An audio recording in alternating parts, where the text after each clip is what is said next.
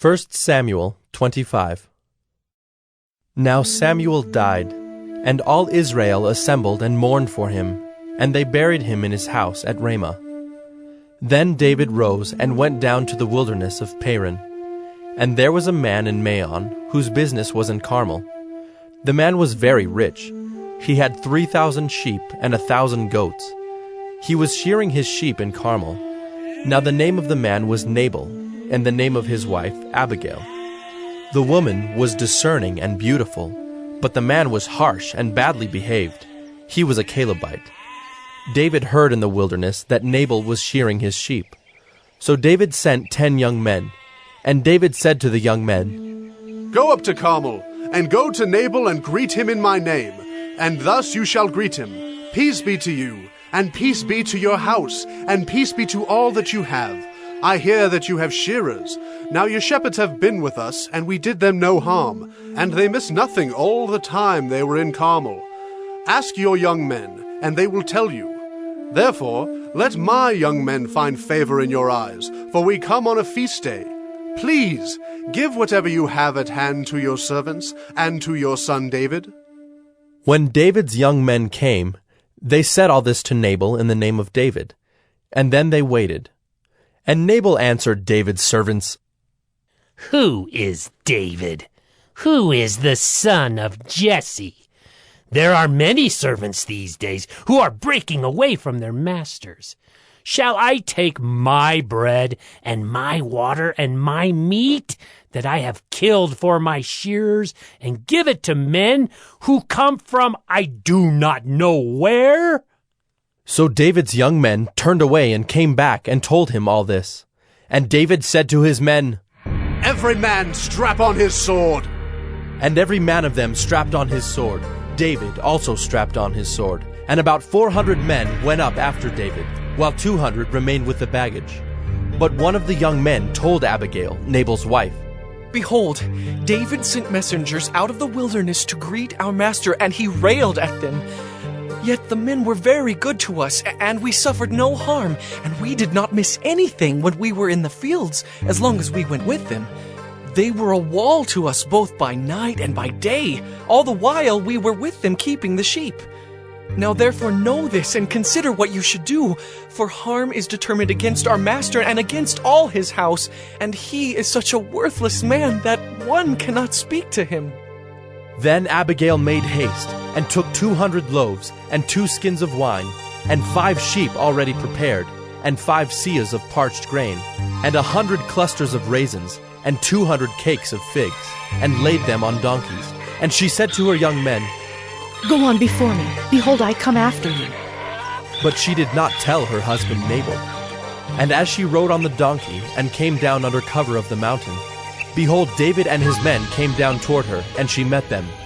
Now David had said, "Surely in vain have I guarded all that this fellow has in the wilderness, so that nothing was missed of all that belonged to him, and he has returned me evil for good. God do so to the enemies of David, and more also, if by morning I leave so much as one male of all who belong to him." When Abigail saw David, she hurried and got down from the donkey, and fell before David on her face, and bowed to the ground. She fell at his feet, and said, "On me alone, my lord, be the guilt. Please let your servant speak in your ears, and hear the words of your servant. Let not my lord regard this worthless fellow Nabal, for as his name is, so is he. Nabal is his name, and folly is with him. But I, your servant, did not see the young men of my lord whom you sent. Now then, my lord, as the Lord lives, and as your soul lives, because the Lord has restrained you from blood guilt and from saving with your own hand, now then let your enemies and those who seek to do evil to my lord be as Nabal. And now let this present that your servant has brought to my lord be given to the young men who follow my lord. Please forgive the trespass of your servant, for the Lord will certainly make my lord a sure house, because my lord is fighting the battles of the Lord, and evil shall not be found in you so long as you live.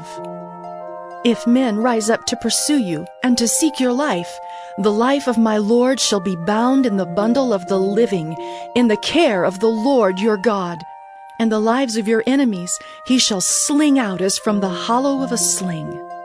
And when the Lord has done to my Lord according to all the good that he has spoken concerning you, and has appointed you prince over Israel, my Lord shall have no cause of grief, or pains of conscience for having shed blood without cause, or for my Lord taking vengeance himself. And when the Lord has dealt well with my Lord, then remember your servant. And David said to Abigail, Blessed be the Lord, the God of Israel, who sent you this day to meet me.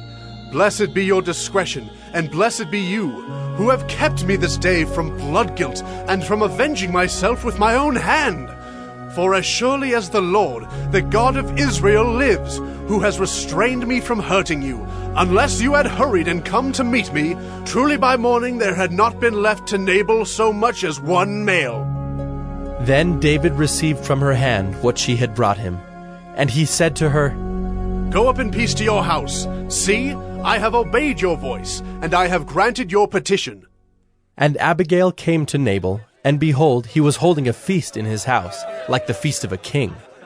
And Nabal's heart was merry within him, for he was very drunk. So she told him nothing at all until the morning light. In the morning, when the wine had gone out of Nabal, his wife told him these things, and his heart died within him, and he became as a stone. And about 10 days later the Lord struck Nabal, and he died.